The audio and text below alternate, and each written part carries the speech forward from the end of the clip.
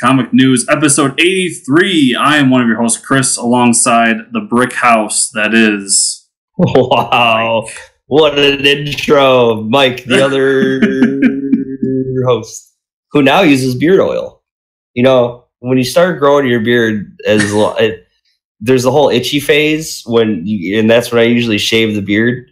And so I was introduced to beard oil, which, like, you know, it makes your beard smell and feel nice, and also it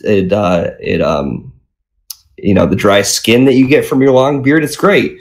So I know what you're all thinking, that we're sponsored by some beard oil company, and you're absolutely wrong. But if there's a beard oil company out there that wants to sponsor Fortress Comic News, hey, I would love to promote your product. Anyways, that's what's new in my life this week. What's up with you, Chris? You know, there's a $1 beard club, right? Is that like the $1 shave club? Yes. So for any video watchers, my mouse is being weird. Uh-huh. And it's making me very angry. Okay.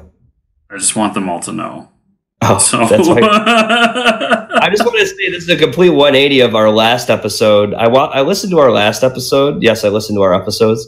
And man, we sounded like we were down and out. Like, my voice was super raspy because I got like 4 hours of sleep and had to drive 8 hours. You were like in pain with your chipped tooth. It was like, man, I don't even know why we did an episode. Our guest canceled, or we messed up our interview that week. There's no interview. Like, man, we're dedicated. Yeah.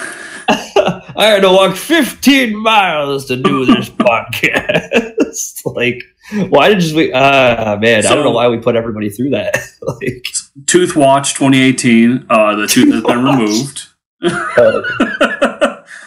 Yeah. And while he was in there, he was like, "Hey, we should get rid of this wisdom tooth too, before it gets impacted." So while he's in there, you know, foraging for teeth. Literally, so, you know, this is hot tooth action here, but he's in there and he literally says to me, he goes, "Chris, this other tooth needs to come out." I don't know why I'm using this accent, because my dentist is actually Indian. But he goes, "The other tooth needs to come out." Please don't do an Indian accent. We'll have to re-record everything. Yeah, that'd be way too offensive. And you're already numbed up. Do you want to do it now? And I look up at him, and me being me, go, "How much is that going to cost me?" Is it a 2-for-1 special? Like, if you're already in there? And he told me, and he goes, "It'll be X amount." And I was like, fuck it, just do it. And so I waited, and they pulled another one out. But he was like, he told me afterwards, he goes, "Yeah, if you didn't do it this time, it would have gotten impacted in a year or so, and then you would have been out of work for a while and in extreme pain." So, wow, that's a lot about teeth. Okay, you know, we got a really big show today. Speaking of teeth, I don't have a segue for that. But we have a very special guest on the episode today, Jordan Hart. He is a writer for Alterna Comics, Alterna Press, and he has written, I don't know, grammar's hard, but he wrote a book called Doppelganger. It's a miniseries, 4 issues. It's like it's like a horror fantasy type of book. Very good, very eerie. The 4 issues are available on Alterna's website, and also you'll hear that the graphic novel is coming out on October 31st. So look for that, Doppelganger. But before the interview, we got a lot of news to get to. I know Chris Chris and I would like to sit here and shoot the shit and talk to each other, but I wish that was the case. I wish we had the energy for it last week, but here we are. Some TV news. The Iron Fist trailer dropped. Iron Fist Season 2 trailer. I'm very whelmed. Everybody's talking about, you know, Iron Fist and the Scorpion, right? But we're in Season 2, and I have yet to see, like, a costume. And I know they're showing, like, the Iron Fist warriors with their, like, the goofy headbands and stuff, but, like, I've yet to see Danny Rand wearing the Iron Fist costume. So, yes, I really like the new trailer, personally. I thought that the the headband looked way too goofy, and I kind of hope that he doesn't wear the Iron Fist costume. Yeah, I don't know why the headband had like goofy eyes or something. It was like they put like googly eyes on the headband. There's just some things that don't translate, and I think that the Iron Fist costume in print is awesome. It looks great, and it looks cool. When you translate it to real life, it looks stupid. maybe that's just it, And I really hope he just sticks with the look and kind of has the green hoodie or something like he did in Luke Cage. It seems like they really took to heart the criticism about the fight scenes, because the fight scenes looked way better in the trailer. They do look better. So I have hopes for it. I'm not gonna say high, because the first season was easily the worst of the Netflix seasons. Yeah, and for sure. I did really enjoy his sequence in Luke Cage. So I'm gonna watch it either way, because I stuck through season 1. It can't be worse than that. Like, I'm already invested in this universe. Yeah, so I really hope it turns out good. And I thought this new trailer was proof that it has. We're at the point where I gotta pick and choose my shows now. So I'll probably watch this one. I couldn't do Luke Cage. I just couldn't do it. I don't know. I don't know. Maybe I'm weird, but I've had a few people tell me that, and I think you're all crazy. Luke Cage season 1 was good. Season 2 was just so good. Like, it probably next to Daredevil is my favorite of the shows.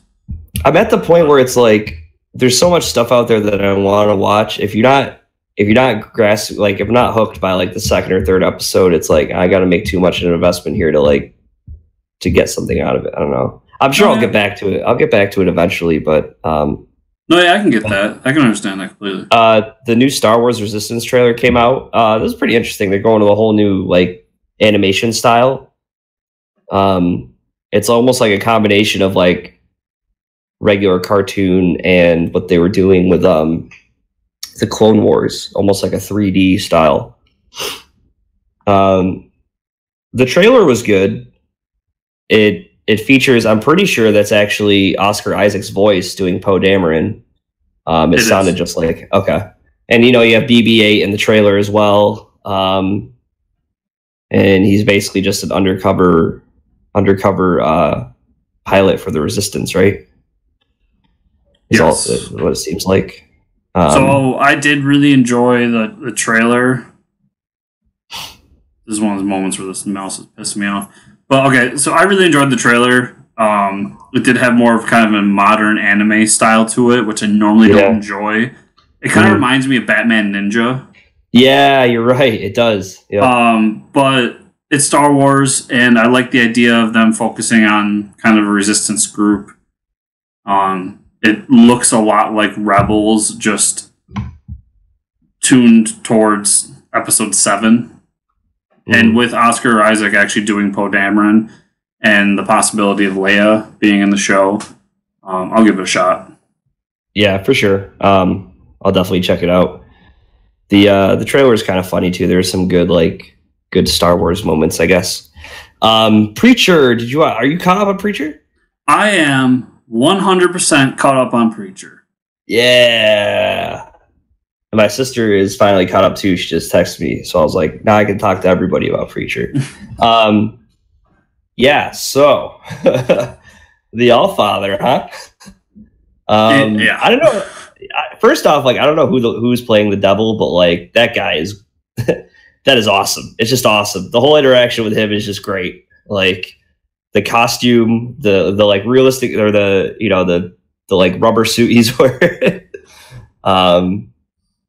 Yeah, it's just the whole idea. Okay, so I mean, spoilers for the show, but the whole idea how they had to rob souls, so they go to a Japanese company as HR trainers for sexual harassment. Oh man, the stuff that Seth Rogen and those guys are coming up with is it's gold. It's they don't care. They're gonna hurt feelings and they don't give a shit about it. I just love the show. I say it every week. I love the show. What can I say? Yeah, and the Jesse being caught by the Allfather and them trying to get Genesis out of him into the Messiah, and it kind of ends on a spot where we don't know exactly what's going to happen there. Yeah. It's just fantastic. Everything about that show is so good, and kind of, binging it this week or so, where I've had like 5 or 6 episodes going in a row was fantastic. Yeah, Preacher's still probably my favorite show on the air. Yeah, it's so good. Okay, movies. Did you watch any movies this week? I did, actually. Oh, what'd you watch? So I rewatched Infinity War. Oh, okay, yeah. It finally came out on Blu-ray. Yep. And yeah, that movie is just fantastic. It's become hands down my favorite Marvel movie. And, yeah, for sure. It's just a lot of fun. And it's one of those movies I can put on the background and kind of look up at moments and just really be into it. And then I took my stepson to go see Teen Titans Go to the movies. Oh. So the movie as a whole wasn't as good as the show can be. I think that show really fits the 15-minute segments that it does, or 11-minute segments, whatever it is. Mm-hmm. And when you stretch it out, the jokes don't land as well. But there are some sequences in there that I really enjoyed. There's one that fits my humor style very much because I have a very dark sense of humor. People don't know yet. And so I'm going to spoil this one segment for you because I want to share it. But so they decide they have to have a movie, and someone tells them, well, the only way you're ever going to get a movie is if all the other superheroes are gone. So they decide to go back in time and ruin all the superhero origins. And they do all the major ones, but the one that I want to focus on is Batman. So instead of sending Batman's parents down Crime Alley, they send them down like Happy-Go-Lucky Alley or something. Oh my god. And then they finish that sequence, they come back to modern time, and all the villains have taken over, and the world's just chaos, because there's no superheroes. Yeah. So they go back to fix what they just messed up. Oh no. And when they do Batman, the Waynes are about to go walk down the other alley, and they just kind of like shove them down Crime Alley, and you just hear gunfire go off. And Bruce Wayne's sitting there, little Bruce Wayne, with his mouth wide open, like, oh my god. And it's me, my stepson, like 2 other families with kids around 5 or 6 years old, and I am dying laughing. I'm the only one in the theater. That is awesome. But Will Arnett was really fantastic as Deathstroke. Nicolas Cage as Superman. Nicolas Cage's Superman was great. It's if you like Teen Titans Go, it's worth seeing, but don't have high hopes that it's going to be as good as the show is. That is if you enjoy the show. Cool. So, movie news. Tom Cruise is the front runner. I can't even say this all in. Tom Cruise. It's funny that you said front runner in the notes because he runs in every movie. Like, physically runs. There's this thing about Tom Cruise running in movies. But no, he's the front runner for the Green Lantern movie. Do we even have to say anything about this? So, there's a backstory to this too. Like, the script, this is all rumors and allegations and blah, blah. But the script originally had it set that the Green Lantern that he is possibly going to play, which we're thinking is Hal Jordan, was set to die at the end of the movie. If that's the case, I'm kind of okay with this. Him kind of being the one that dies at the end, and then Jon Stewart. I was just gonna say, like I was gonna say, like if he plays Hal Jordan, they kill him off. But like, what if they threw a curveball and they're like, we're gonna make him Abin Sur? Like, it's just Tom Cruise with like a rubber mask on. That's I know. But anyways, yeah, if he plays Hal Jordan, they kill him off. So I would be cool with that, although it wouldn't be my first choice, because then it's, okay, you got your big name, you bring people into Green Lantern, let's say it's Jon Stewart, you find a younger actor to play Jon Stewart who can take over the franchise from there. Cool, I'm good with that. Yeah. But the rumor states that he said he would only do it if they don't kill him off at the end of the movie, so that it can be a franchise for him. Tom Cruise, I hate to break it to you, you're not getting any younger. Yeah, and I don't want I like Mission Impossible. Those are good movies. I think he's a good action star. I'm not too fond of him for the most part. Jordan has a certain personality, and I don't think I've ever seen Tom Cruise pull that off in any of his movies. I've never seen that type of I don't know. I don't even know how to describe it. It reeks of old Hollywood. We need a name on the poster. Yeah. And although that still happens in Marvel, DC, and other movies, I don't think you need it anymore. Once you put that, assuming that, let's say that Aquaman's fantastic, Shazam's great, and it really turns around DC Universe. And then somewhere in there's Green Lantern. As soon as you put up that green or that DC logo, it doesn't matter who stars in it. Yeah. It's just like in Marvel. Once you put up Marvel Studios, people are in. So, but we'll see. I'm not crying because this is happening. I'm just, my allergies are acting up. He's really upset about this. Yeah, my eyes are just really dry. I'm not crying, I swear. Yeah, we'll see. I mean, listen, we always go back to the Heath Ledger playing Joker thing, but then we also have what's his name? Jared Leto playing Joker. Yeah, so we'll see. Another ingenious move by DC, though, is okay, Disney, you don't want James Gunn? Well, DC's going to pick him up for a franchise, which is awesome. I mean, dude, way to capitalize on that. They're not, I mean, they get it, man. That's all good for them. Well, it's still a possibility. It hasn't been finalized. Yeah. What movie would you think would James Gunn would do? Like a not even Super Friends, oh, man. Are you ready for it? And I'm not doing this for you. I really think this is the idea. Uh-huh. You give him a 4-movie deal. Uh-huh. He does Booster Gold and Blue Beetle. Uh-huh. Which then turns into Justice League International. Oh. It's perfect. Yep. That's the same type of humor that you would get out of Guardians of the Galaxy. I was thinking New Gods, but yeah. We already have a New Gods film. I forgot. Someone is doing the New Gods. I really think that if he goes there, that's the way to go. Unless he wants to do something new, which I completely respect. Why wouldn't you give him... I would give him Green Lantern, dude. Even that. Take him to space. Take us to space, James Gunn. Bring the DC Universe to space. I just think him taking over Justice League International would be perfect. Because it's a team movie. Yeah. It's humor. Yeah, Animal Man's in there sometimes. Yeah, and then you could even throw in the Green Lantern movie. You could throw a fadeaway cut to Guy Gardner or something. Just say he exists. Yeah, he's here. This is great. There's so many cool properties he could work with, though. Oh man, that's good. I hope they figure something out. I hope so too. Yeah.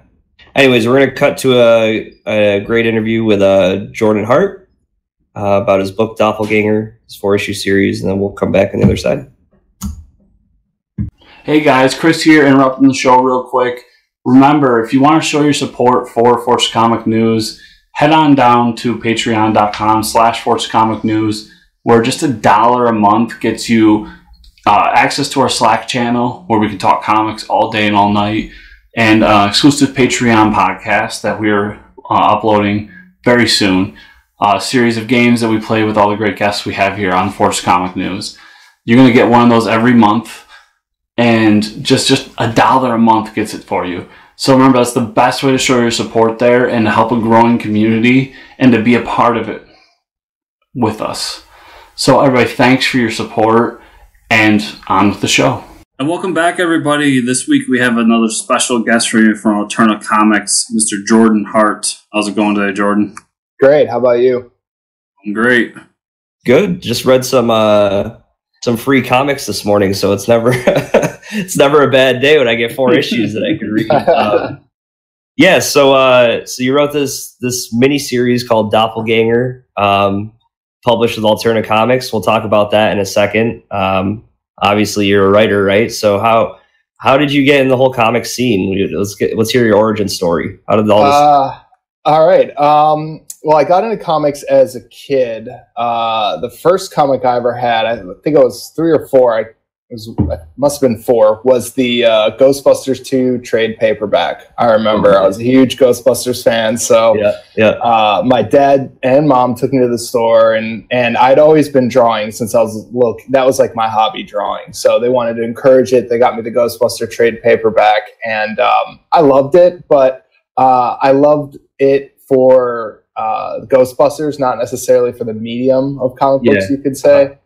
And then a couple years later, maybe 2 or 3, I was at the grocery store with my mother, and we walked by the magazine rack, and there was a copy of X-Men 1, the Jim Lee Claremont version. And we walked by, and I see this, book with a guy shooting red lasers out of his eyes, a guy with claws out of his hands, and a guy made of ice sliding in the background. I was like, what is this? So luckily, my mother let me sneak it into the cart. And that was when I was 6. And then that's when the obsession started. And then I just turned into an X-Men, Spider-Man nut, tried to read as much as I could, everything I could get my hands on. Primarily Marvel for some reason. Not that I had anything against Batman or Superman, but I just found the X-Men so fascinating as a kid. So I mean, I'm sure Chris is glad to hear that. He's a pretty Marvel fan. Yeah. So then that was my goal. My goal in life as a 6-year-old until about high school was to be a comic book artist. That's what I really wanted to do. And then the passion faded a little bit as I got older, and I went into graphic design, but still have loved comics since that day. So it was kind of something I always dreamed of, doing my own comic. As a kid, I would have envisioned being the artist, but as I got older, I mean, that is, such an awesome profession, being a comic book artist, and you really have to be like an amazing artist to pull it off, and a workhorse to do a day, 12 hours a day just to do a page. So, it's daunting. Yeah. So working in comics is awesome. I still do the covers, which is why the Doppelganger covers were kind of more simplistic, more, they are a little bit more design illustrative, but, so I get my fix that way. And then I do the colors as well, so that's also fun. But it's been a lifelong passion with comics. So I mean, I'm sure you guys know. I remember as a kid, my dad taking me to comic book conventions. That I grew up in Milwaukee, Wisconsin, in the Midwest. And our cons were in bowling alleys, or they were in like an Embassy Suites lobby. You go look, and they were usually always like half comics, half baseball trading cards too. So to see like now comic conventions being like household names, and everyone knowing what a Comic-Con is, it's pretty awesome to see. It's funny because you talked about the magazine rack story, and that was my first encounter with a comic book. Was a magazine rack in a airport, and you're in California now, and I think I was flying back to New York from California as a kid, and I was 6 or 7 at the time. And I just remember like comics were out there on magazine racks. And that's how I got, it was like Heroes for Hire. I don't even know the number, but like, Iron Fist was on the cover, drop kicking someone and flames everywhere. And I was like, I have to have this. But like nowadays there's magazine racks, but there's no comic books on them, which it makes me wonder, like in today's age, like if that was still a thing, how many kids would be getting into it if it wasn't for just like the Marvel movies, right? The Marvel movies are kind of like where everybody starts now. It's weird. I mean, your story and my story, it's kind of all of my friends that are into comics that are of all ages. I'd say probably 20 and older. They all got into comics the same way as we did, either at a grocery store or airport plane store or a pharmacy with a spinner rack. And I remember going to the pharmacy with my grandpa, and there was always a spinner rack there. And this was in the 90s still. And it just seems like, that's kind of the gateway drug to comics were those types of stores. when you're there for something else. And like I did with X-Men 1, you sneak it into the cart and give mom or dad a wink and maybe like pouty eyes and get it. So I don't know about, I think Chris just came out of the womb with a comic book in his hand. Oh, yeah? Yeah, he's a lucky one. Yeah. He's got a pretty vast knowledge.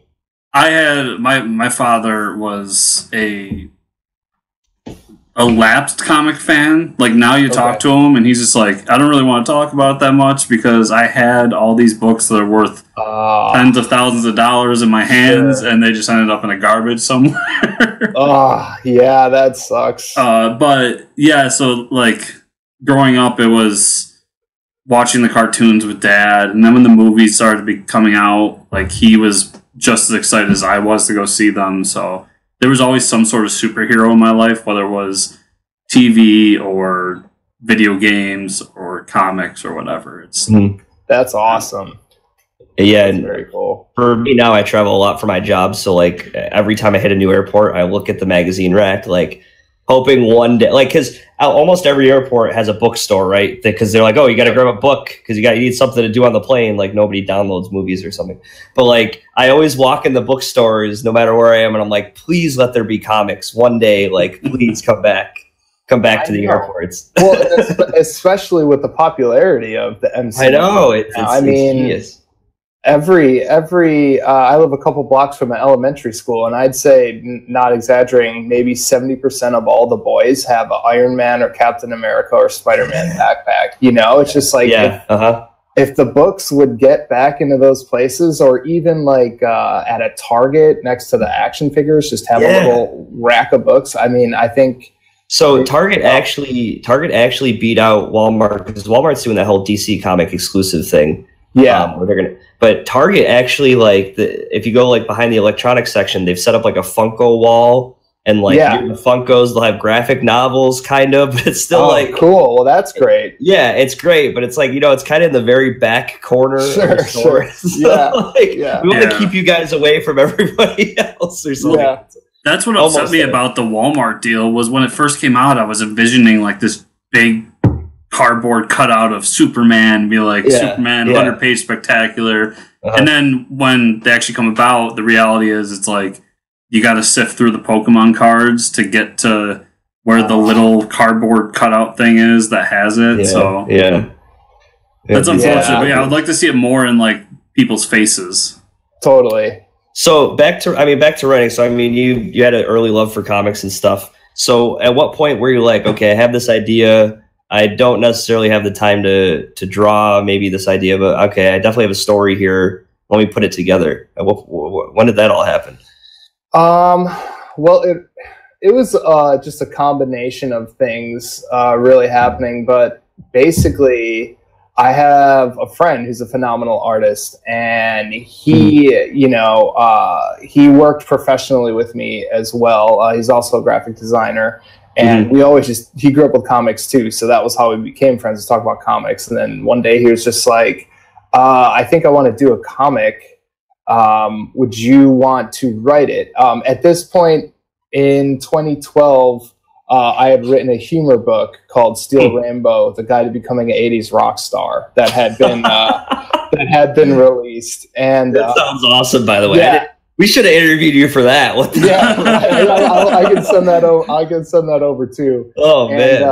So it was known that I could write. I still consider myself more art heavy, but I just had a working knowledge of writing. And he was like, "I'd love to do a book. Would you want to like help me write it and get all that stuff?" And I was like, "Of course." And then that's how I kind of went down the rabbit hole of writing. And I never released the book. I think you could say it's still being developed. But from there, it was something I really loved. And then I just was like, this is so much fun. I should like just take a swing at this. It's still a moonlighting job. I don't do it, I got to do it at night or on the weekends. But when it's something you love, as you guys know with this show, it doesn't feel like work, and it's exciting, and you love doing it. So that's kind of what started it all. That's awesome. Yeah. And, okay. So I guess we're at the point now where we'll talk about Doppelganger, which I read the 4 issues this morning. I actually, with the name like Doppelganger, I didn't even, I saw the cover, but I'm like, oh, maybe this will be a little more fantasy than I thought. Sure.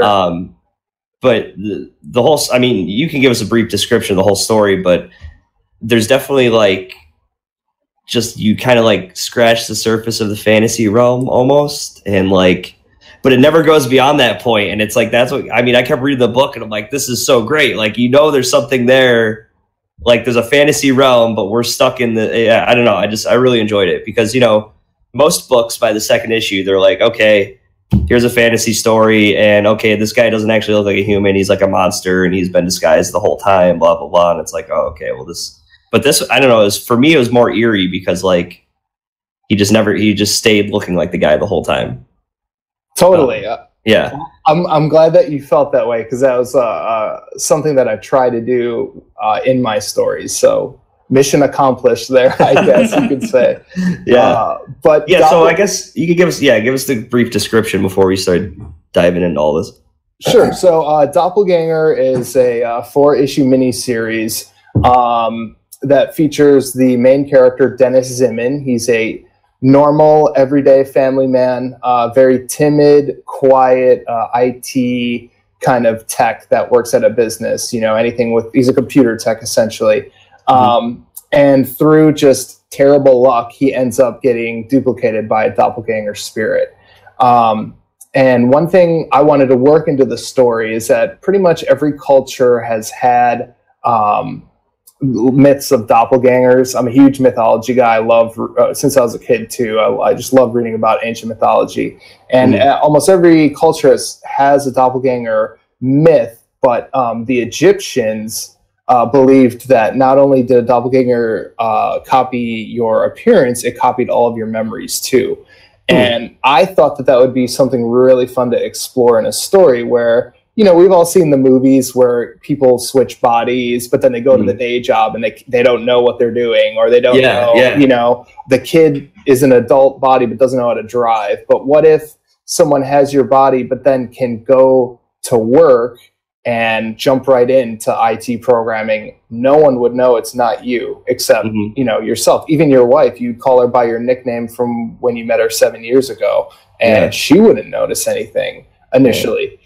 So that was just what I wanted to explore. And then what I really want to do with the tone is I love 80s horror movies, like the comedic ones, like Fright Night and stuff like that. So the story is dark, but I try to like stay away from gore, and I try to add some humor in later on in the story to kind of like the watermelon and stuff. Yeah, totally. And just like Ricky, his side, you know, all those 80s movies, they always had a sidekick. So I thought one thing with the book really quick, I mean, obviously, you know, the enemy becomes a doppelganger, and you have these two like nerdy guys trying to take on. It was basically like if Chris and I were trying to like totally what I pictured, and like the scene where they go buy all like the weapons and stuff at like Home Depot, and they load the trunk up. It's like, well, why did you take everything out of the bag? And then it made me realize with like 80s movies and stuff like that, when they're like assembling their, you know, their arsenal, they always take stuff out of the bags. Totally. He's like, yeah. I was like, it looks way cooler that way in the trunk. And I'm like, wow. So you never actually see the characters like take the time to take all the stuff out of the bags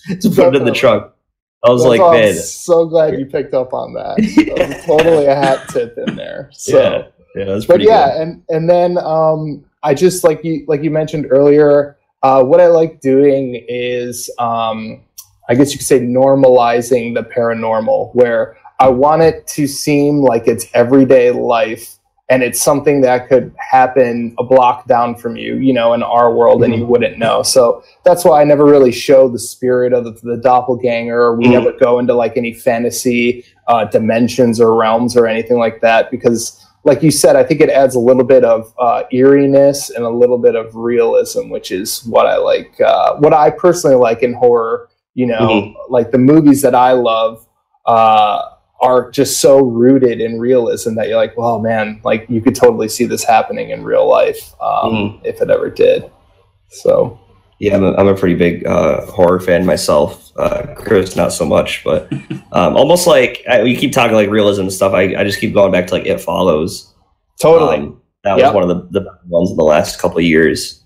And I think that's why like it kind of shook everybody, because you never really see a monster or something. It's like, oh, it's just people you know, right? You see someone walking and it's someone that you know. Just a genius movie, like you said. They don't even show a monster, but and honestly, I remember reading the synopsis of that, and it was like a curse is passed, STD curse is passed to a group of friends where the evil is a person that just walks nonstop. And I remember reading that, I'm like, how are they going to make that? How is this going to work? Like, how is this going to happen? And then I remember they showed the movie here. Luckily, I was living in LA when it came out because it was only in a handful of theaters. So it was an indie film at first, right? So okay, cool. So I went to see it with a couple buddies, and I remember we all just sat there like with our mouths open, being like, "This is a masterpiece." And it's like you said, it's such a simple concept and such a simple threat. Like, oh, someone's walking, but it's so creepy. It really is. Time.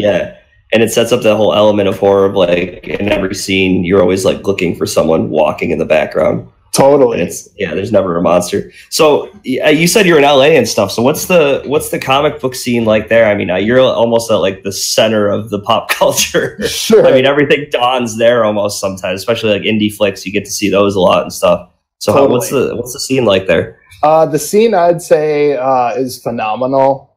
Just because this is like, comics are respected now because this is the center of entertainment. And when you have Avengers Infinity War making $900 billion, you know what I mean? Like, people will at least respect that. So it's funny, like when I'm in the Midwest and I meet people and they're like, well, what do you do? Like, oh, I'm a comic book writer. And they all they look at me like, oh, you know what I mean? Like, kind of, I don't want to say they judge me, but you can tell they're like, this guy's lame, you know what I mean? And they move on, like, no interest. But when I'm here in LA, when I say that I'm a comic book writer, it's like instant engagement and instant interest. And people are like, that's so cool. And comics here we have a ton of stores that are all really good, that have a lot of creators and people come in, and it's pretty cool, I have to say. Just like, pedigree is not the right word, but it just feels like there is a pedigree, when you have these producers that are millionaires, and you go to a comic book store and you see like a Tesla and a Porsche parked outside, and you see this guy with just a stack of books walking out. I think it's pretty cool. And, like, so cool. Tim Miller, who did Deadpool, I mean, he's a guy that but he was a guy that every Wednesday he was in a comic book store buying comic books. And it's just any studio you go into, there's going to be comic books laying around. So it's pretty awesome as both a fan and a creator, but more so as a fan. It's like cool to see that respect that they get out here. For sure. It's awesome. Yeah. And also just with Comic-Con too, being in San Diego, that's anyone in Southern California knows comic books and respects it. And the city of San Diego is phenomenal too. I mean, have you gone to SDCC as a creator or? It's both. So I started going as a fan. And then after Steel Rainbow came out in 2012, that's when I was able to go as a professional every year after that. But so I'm on both sides. And even though I'm there as a pro, like, I'm in line every morning at 7:30 in the morning trying to wait to get in to get exclusives. So for sure. But have you guys ever been? No, Chris and I, we've had a lot of guests that do San Diego, and even like guests that we've met like on the East Coast that go to and promote their books in San Diego. But we've talked about it. Like, one year we just gotta do it. Yeah, you got to do it. It's awesome. We start off the year kind of setting out goals for ourselves, and especially for the show. And I'm really hinting towards next year, that being the goal, because I think that's a huge opportunity for us and just as fans to be able to go there and be like, holy shit, look at this. Totally. It is indescribable, especially like you said, as fans to go there. It's just like, I tell my wife all the time, I mean, she knows it, but I'm always like, when I die, spread my ashes at Comic-Con. That's all I tell her. So it's like this woman go around sprinkling things behind like tables and stuff. You're yeah, like, totally. It's Comic-Con. Don't worry about it. Like, yeah, it happens. No question it. Just wear like a costume that it's appropriate for. It'll be fine. But that's awesome. And so, I mean, you get to promote the book now and stuff. So, you working with Alterna still? How's that been? How's it been? Alterna's been phenomenal. Probably, I mean, not probably, but just an awesome experience all the way around. Again, Peter Cimetti, who's our publisher, guy like you and I that just grew up a comic fan. So when you have that, there's just something that it's tangible, but it's just like a groove. You hit a groove. So he's great. He really lets, just through my personal experience and other writer artists at Alterna, he lets us tell the stories we want. He doesn't hardly edit anything unless it's an improvement. Like he would say, the colors aren't, as good as they could be, try this, or he could, edit some dialogue, but he'll always ask first. And on top of that, just the creative freedom that he gives us is pretty awesome, where he treats us like partners, if that makes sense, and not and not employees. And that's what I've just loved every minute of it, for sure. Cool. So yeah, like the doppelganger that you read that hit stores was like exactly my script and what Emmanuel, the artist, and I came up with. There were no changes, no edits. It was quite awesome. That is awesome. So take us to the beginning of Doppelgangers. So when you came up with the idea, you had your artist. What was the process of going into kind of submitting it and figuring out who you're going to go with? What did you go through with all that? Well, it was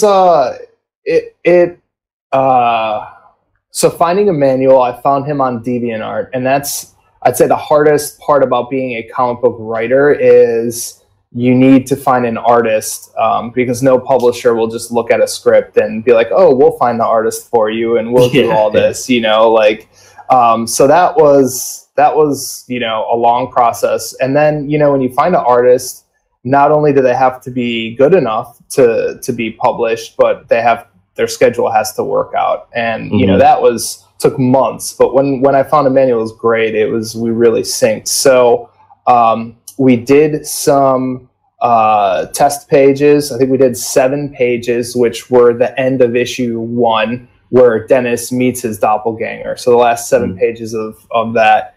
And from there, we just typed up a little pitch packet, like kind of a story overview, issue breakdown, what it would be, how many issues, and sent it out. And it was originally set in the 80s because, like I said, I love those 80s comedic horror movies. And I sent it out to, it must have been 8 or 9 publishers, and everyone passed except Alterna. Oh, wow. And Alterna was like, hey, this is really cool. Like, awesome. Or, we would love to like get on this. So I loved that. So like my pitch was all, it's like supernatural horror set in the 80s. That was the pitch, and everyone passed. Well, then like 3 weeks after I got the passes, a show hit Netflix that no one had ever heard of called Stranger Things, which was a supernatural show set in the 80s. I had some emails come in that next Monday and Tuesday. Hey, is Doppelganger? You know what I mean? So that kind of just shows that is so funny.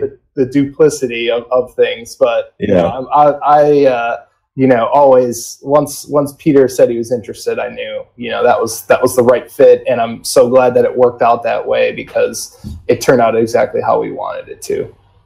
That's so cool.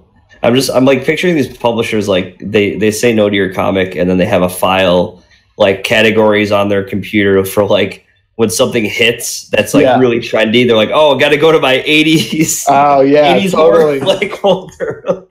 That's got to be the case. It has to. It has to. Like they just have it categorized of like, okay, we turned them away, but now it's in like. Yeah, we got to do it now. Yeah, that's awesome. Definitely. But but then as you'll know, because of Stranger Things, then being so popular, we pulled it out of the 80s and set it in current day, because I was afraid of it being almost too derivative, because I knew it would take at least 1.5 years to hit stores, and by then I knew there'd be a ton of copycat stories. So yeah, we set it present day.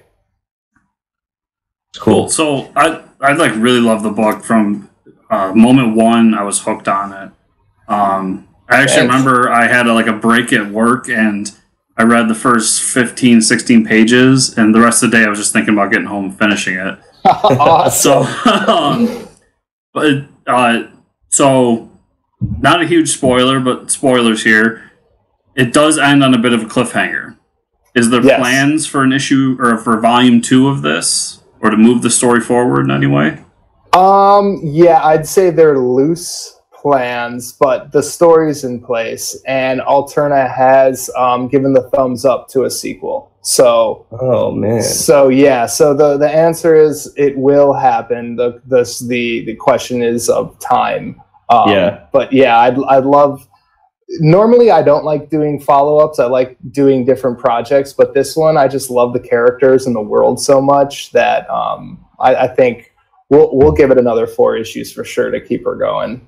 So that'll be fun. That's awesome. Awesome. Yeah. And so you said other ideas too. I mean, do you have plans for other stories you think you want to explore? Not just, not for Doppelganger, but other series. Yes. Yeah. So the one that I'm having heavy development right now, that'll probably start pitching, I'd say in about a month or 2, is another 4-issue miniseries. And much like Doppelganger, it's kind of supernatural horror that has to do with an ancient myth. So nice.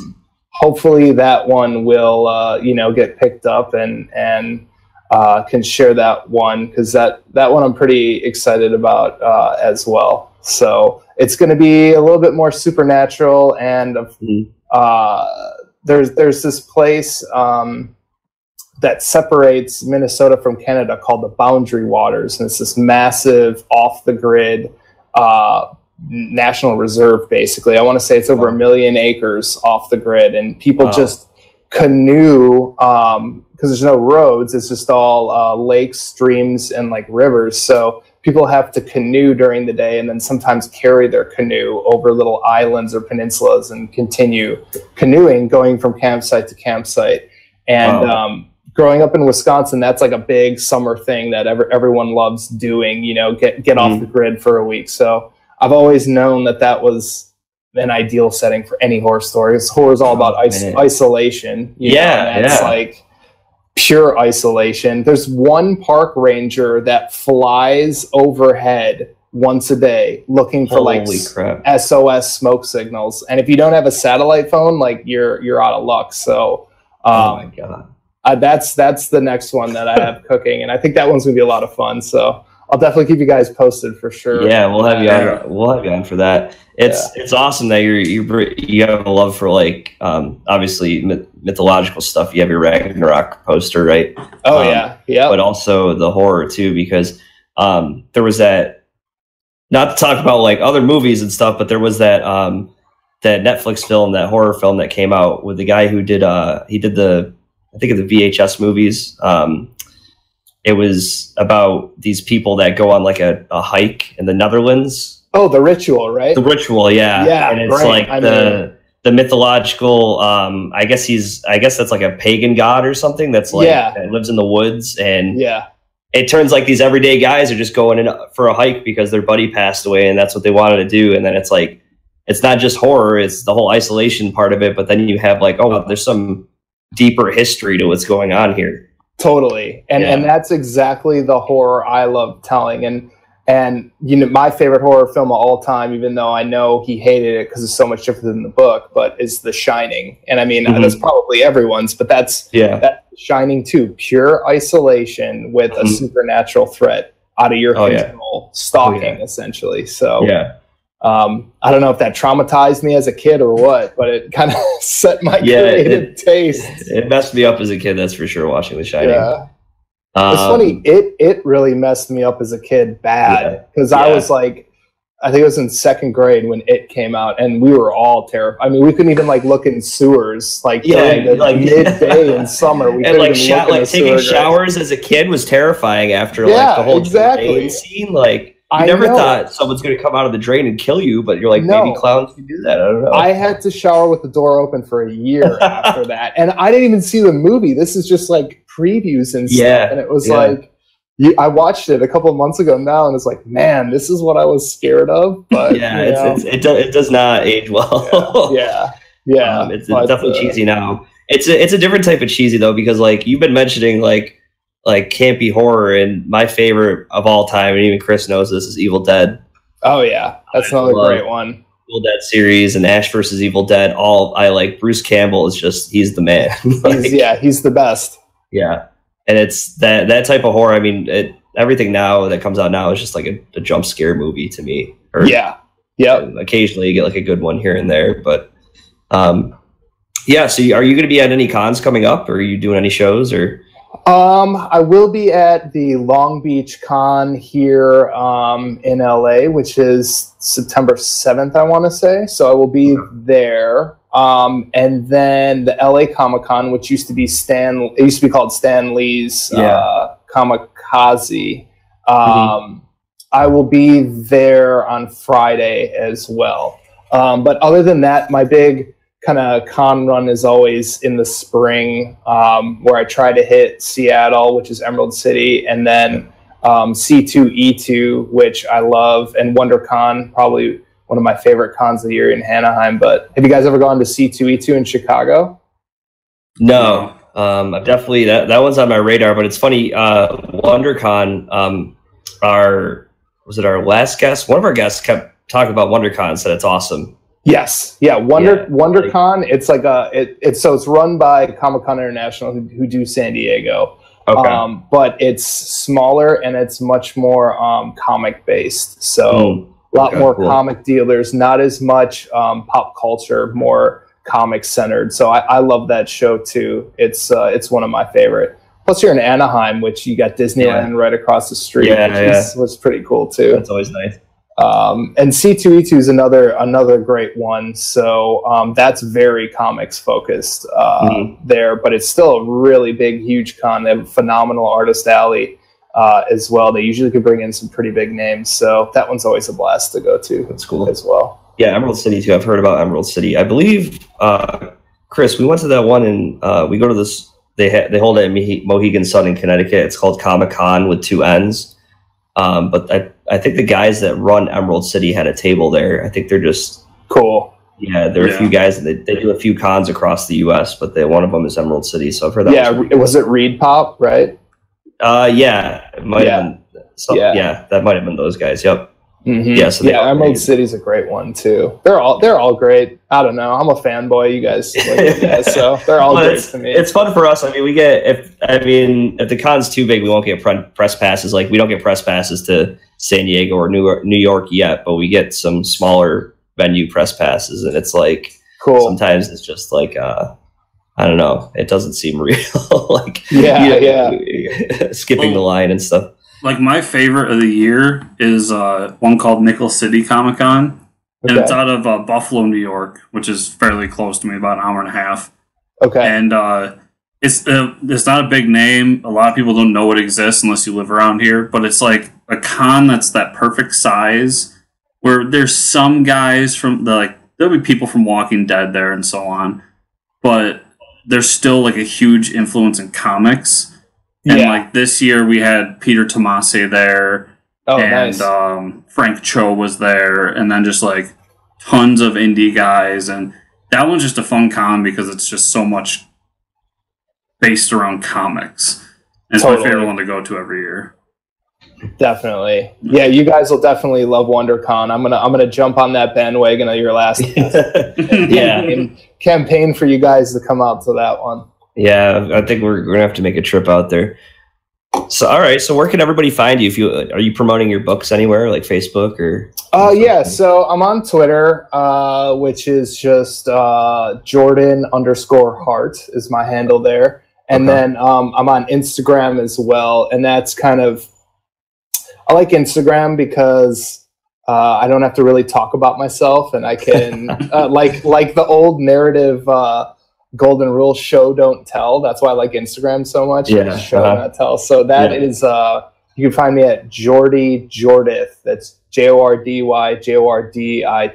So aside from that, yeah, Doppelganger is wrapped, but this is awesome. Just found out we have the trade paperback coming out of it this October, and we got an October 31st release date, which I'm like just thrilled about. I'm like, this is like the best thing ever for a horror book to come out on Halloween. So, yeah, man, that is awesome. yeah, that's coming out on the 31st, so it's actually up in this month's Diamond Previews if you want your store to order, but otherwise it'll be available online as well. So it'll be $9.95 too, which awesome. Yeah, I love Alterna's pricing. Yeah, we talk about that a lot. Yeah, it is. So, I mean, I'm sure your listeners know then that we're doing newsprint. So each issue is $1.50, which is just the best. It's so great. It's like the old days where you had to choose between a Snickers bar or a comic book, and it's like I'll take the comic. That's what it is now. Exactly. Yeah, it's like $1.50. I Snickers might even be more. I don't know. Yeah, that's true. But yeah.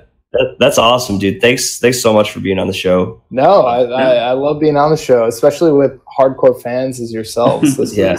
I'm just talking with friends now. I can talk about comics all day long. That's how this started. I mean, it was just like Chris and I moved away from each other, and it was like, well, we should start the podcast because I mean, that's how we met. We met in the comic book shop, and we had our shop is more of like.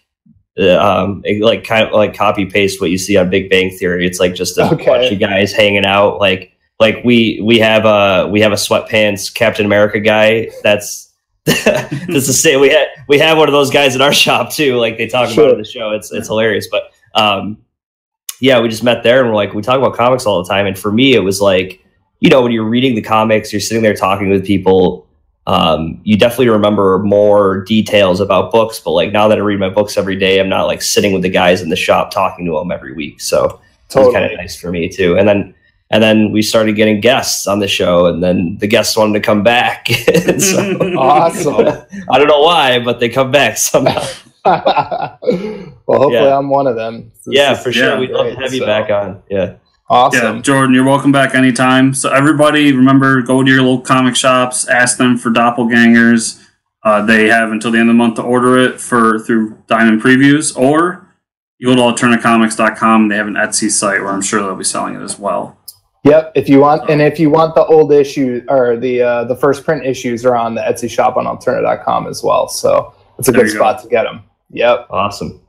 So yeah, thanks again, man. It was an awesome conversation, and we'll definitely get back at us sometime. We would love to have you on again. Awesome. Yeah, can't wait. I'll see you guys at WonderCon 2019 then. Yeah. We're back. He was a cool dude. Yeah. Yeah, That's he really was. Really was. I'm just getting that now. I'm just understanding. Yeah. This is great. I love when we get to record this part after the interviews happened, because sometimes we record this part before the interviews happen, but I don't think the fans would know which side we're actually on because we messed with the timeline so much. But yeah, what a great dude. Definitely check out Doppelganger. Ask for it at your local comic shop or go to Alterna Press or alternacomics.com. What's their website called? Comics.com. Yep. Yeah, so now let's get on to the comic news. Oh boy, and is there a bunch? There is quite a few comic newses. A lot of DC, a lot of Marvel, some indie stuff. So the Justice League and Aquaman are crossing over. Oh, where'd my head go? There we go. Are crossing over for a Drowned Earth event in October. So it's almost like what is it? Throne of Atlantis is coming back, but this time like Throne of Atlantis is going to happen. We're going to see what happens after Atlantis wins, right? Yeah. So I am a little bit behind on Aquaman, but I know that they're crossing over with Suicide Squad right now, and I just finished the Mara miniseries that has Orm in it. So I'm okay with this because I already get both those books, so bring it on. but I do love me some Aquaman. So yeah, so that's cool. They're making, they have so much cool stuff they could do with Atlantis, and it really should be a bigger, like, if Atlantis existed in today's world, like, you best believe there'd be a lot of weird political shit happening with it, and like, who owns Atlantis? And that was the first story arc of the newer run of Aquaman, right? The whole rebirth thing. Yeah, and I would almost enjoy just a side book to Aquaman that's a political thriller all about Atlantis and its like world politics. I'm the only person that would enjoy it, but I just think that'd be such a cool Aquaman gerrymandering Atlantis or something.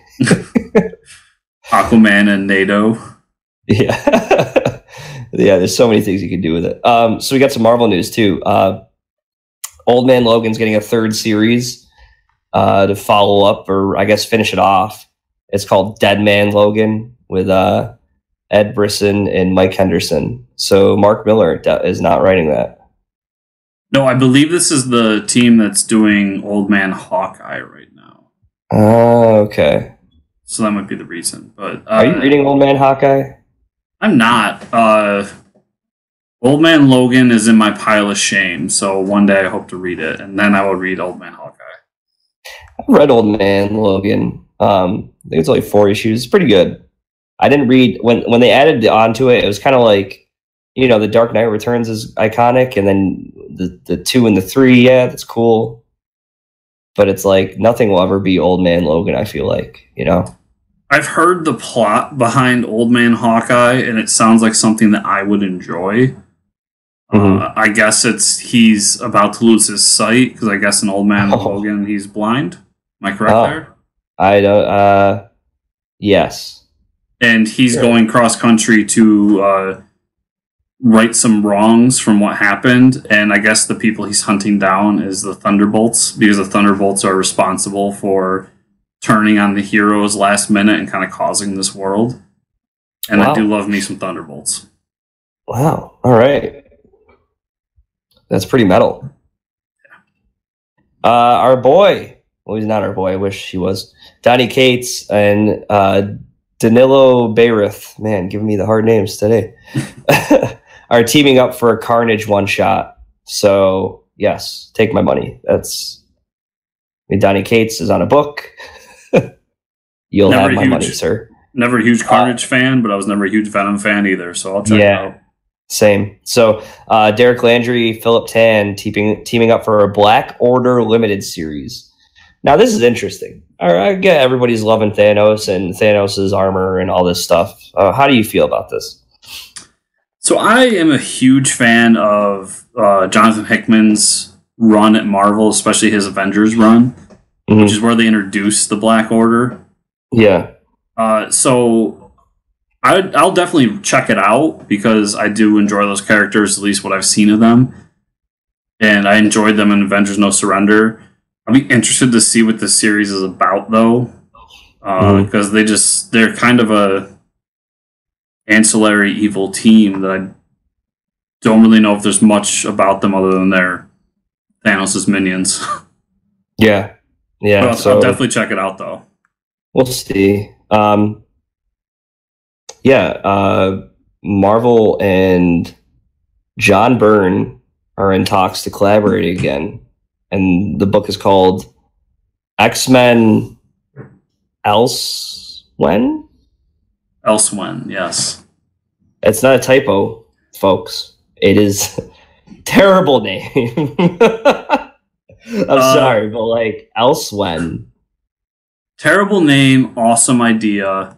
Well, yeah, let's hear the idea of it. I mean, John Byrne's back.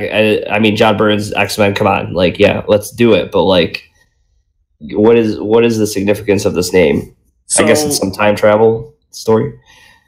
Not exactly. So, if anyone knows their Marvel history, about 18 years ago, Marvel and John Byrne had a bad falling out, and then X-Men went to a different collaborator and was taken over.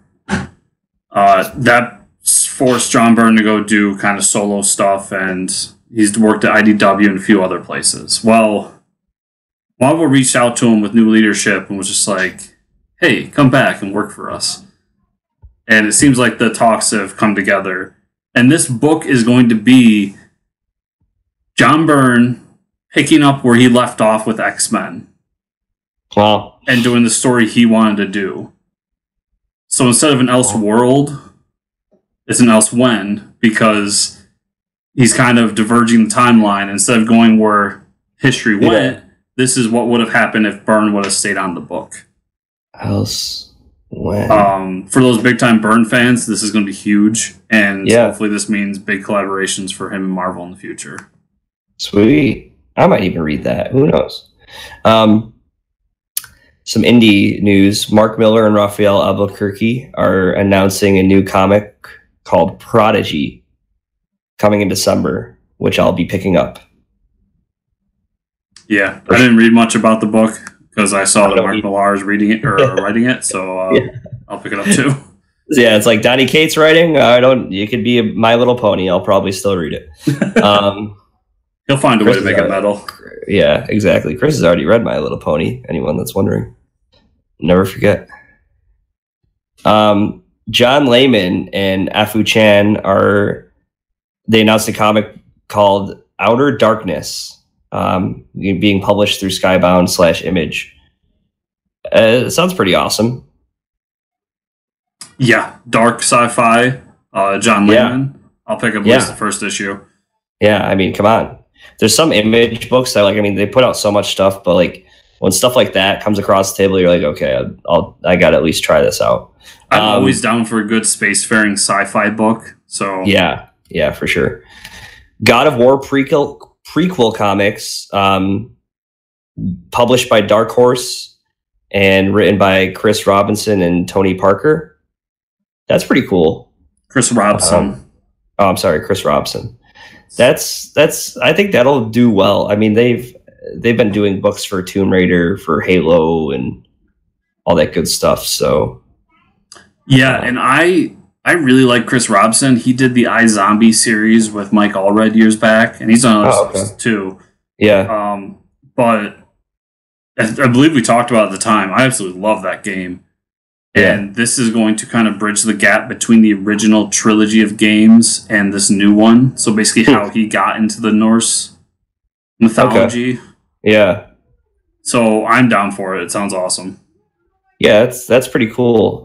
They also, Dark Horse does some good stuff because there's a lot of lore to Dota, and they've released Dota comics and actually have the collection in a hardcover, but it's really good stuff. Like these people that are writing it are definitely fans of the franchise that they get. I get the feeling, it wasn't added in the news because we had so much, but I get the feeling that they're kind of leaning towards the video game comics. Mm-hmm. They're doing ARMS, they're doing this, they're doing Tomb Raider, Halo, Dota, so on and so forth. And they're losing all their other franchises. Like they just lost Buffy. Yeah. They lost Star Wars pretty famously a while back, and they just lost Conan to Marvel starting in January. So I think they're kind of reaching out to see where they can find more noticeable IPs to publish. Yeah, it's pretty cool. All right, well, that's it for news. Let's talk about the comics that we read this week. Yeah. Let's see what I got here. Batman number 53. So we're still in the whole 12 Angry Bruce Wayne situation. We get into this very, very, very long conversation about God and how Gotham City holds Batman up to the same standards they hold God, like he's this all-knowing being that can do no wrong, blah, blah, blah.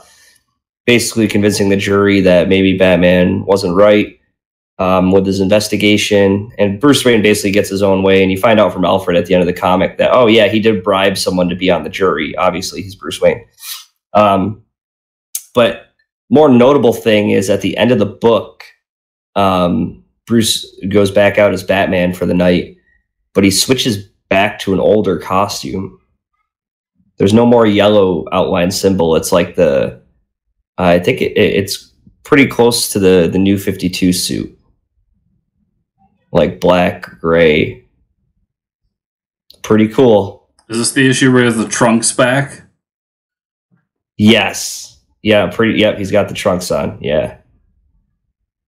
That's what DC needs more of, trunks. So apparently, Catwoman had to leave him at the altar for him to put the trunks back on. That's what he was missing. That's why she left him. Justice League number 6. Yep. That was a pretty cool reveal in this book. We get to see some of the that opening page is like the Joker is pretty crazy. That art is so good. Yeah. The big takeaways from this book. Well, the big reveal at the end is there's going to be a war of light again. Basically, this new spectrum is taking over the spot of where the Black Lanterns used to be, I feel like. And now we get a reveal at the end that, okay, we can harness this power, and it started to reveal itself as the White Lanterns, like life, basically. So now we're going to have like a big battle between, if we better get to see some White Lantern, like, heroes, right? Like, give me like White Lantern, Wonder Woman, and White Lantern, Batman. I want them all. Everybody gets a lantern. That's what I'm hoping for. Like, Scott Snyder, don't do me wrong here. Give everybody a lantern. That's kind of all I was focusing on after I read the book. I was like, please just give everybody a lantern. What do you think? Yeah. I think we're going to see... I mean, is Kyle Rayner still alive at this point? I don't even know, man. I could... Because I get the feeling that he's going to get involved somehow. And we're just going to see a bunch of lanterns coming about. And possibly maybe this is hinting at what's going to happen in Grant Morrison's Green Lantern book. Mm-hmm. There's a lot of possibilities here. But I'm intrigued. Yeah. We haven't seen the White Lantern symbol since Kyle Rayner became the... Yeah, since New Guardian. Yeah. So that'd be interesting. Weatherman number 3. Yes. It's a good book. I'll let you talk about this one. I read it this morning, but... This is now my favorite book I read every week. The opening sequence is pretty awesome. Like the whole VR torture thing. That was awesome. Yeah. The VR torture scene, and then like... So they're basically going out and trying to find a way to get our lead character, Nathan, to go back to being the guy he was, the guy that destroyed Earth. Mm-hmm. And kind of it's a lot of them talking about the duality of minds and how even though the person that created him did something evil, he isn't evil. And so does he deserve to die or be put on the stake because of his predecessor's actions? And it gets deep in this issue, and then it ends on a huge note that I really don't want to spoil. And the book's so good. It's that book every month I can't wait for. Yeah, I do like the whole. Well, if I revert to my old self, then you're killing this new self. Very existential, I feel like. I don't even know, like, because is he a different person now that he's erased his old memory? I don't even know. It's very philosophical, that's for sure. Yeah, and that's definitely what they're hinting towards. Like, he goes, I'm not that person. That person created me. Yeah. But I'm not that person. So do I deserve to die for his crimes? And everyone else's kind of response is, well, we just want justice for what happened. Yeah, well, they need to figure out what's going to happen to the other planets, too. Yeah. Yeah, that's all I had this week. There's a couple other things I had to catch up on, but... So I'll be quick. Infinity Wars number 2, short end of this is that Star-Lord isn't dead. What? So Doctor Strange uses the Time Stone and saves him right before he dies. Okay. And a lot of this issue is them kind of hinting that Gamora is the new Thanos. Oh. At least that's the idea I get from it. So wow. We'll see what happens there. But it was a decent issue. That's cool. And then I got Star Wars Beckett number 1. So if you didn't realize, this follows Beckett from Star Wars. Solo, and it is a lot like the Han Solo books we got in the past, because that's what Beckett is an older Han Solo. Yeah, that's what he is. And it's good. It's not my favorite Star Wars book, but I did enjoy it. It does kind of give a backstory to the crew that we met in Solo and what they were doing before the events of it. Sonic the Hedgehog number 8. So Neo Metal Sonic is trying to take over the world, and Sonic meets up with Silver the Hedgehog, and they find out that there's something wrong. When they defeated Eggman before, it was supposed to change the timeline, and it didn't. And they find out it's because Neo Metal Sonic has control of the Chaos Emerald, and so now they have to go fight him. Any Sonic fans know what I'm talking about. Everyone else is like, what the fuck did you just say? Chaos Emerald and Silver Fox. Thor number 4. So in the last issue, Thor asked Loki to kill him so he could go to Valhalla and find the Valkyries. So this issue, he's in Valhalla, gets the Valkyries. They go down to Hell and have to fight the Queen of Cinders to save Hell, which is a weird sentence. Yep. That sounds like a Dark Souls level. They are, of course, successful, and they find out that this is all part of Malekith's plan, and that he, it was kind of one of the phases to his War of the Realms, so we're getting closer to the War of the Realms. And then I'll end with Pearl number 1. This is the new book from Brian Michael Bendis and Christopher Gaydos, creators of Jessica Jones. If you like noir gangster action, that was the book type. Like, it's a tattoo artist in San Francisco. She gets caught up with the Yakuza gang, and shit ensues. It was good. It wasn't great. There was a lot of like inside tattoo lingo, if that makes sense. And I don't think I'll pick up issue 2, but it was definitely a book worth at least checking out if you enjoy that style. And then at the end, there's actually a reprint of a story those two did back in 2000 for Batman Black and White called Citizen Wayne. And that was really good. I didn't know that they had done a Batman story in the past. Me either. And it's like, 8 pages? Quick short story, but really good. And that's all I got for this week. So, Mike, where can people find you on the internet? Jam-packed episode. They can find me at Fortress Ricker on Twitter. Where can they find you, Chris? They can find me at Fortress Chris on Twitter. And they can find the show at FC_official on Twitter or at FortressComicNews.com. Remember, you're listening on iTunes to give us a 5-star review. And if you're watching us on YouTube, to give us a thumbs up down below, as well as subscribe to the channel, as well as comment and all that fun stuff. Remember to share with a friend.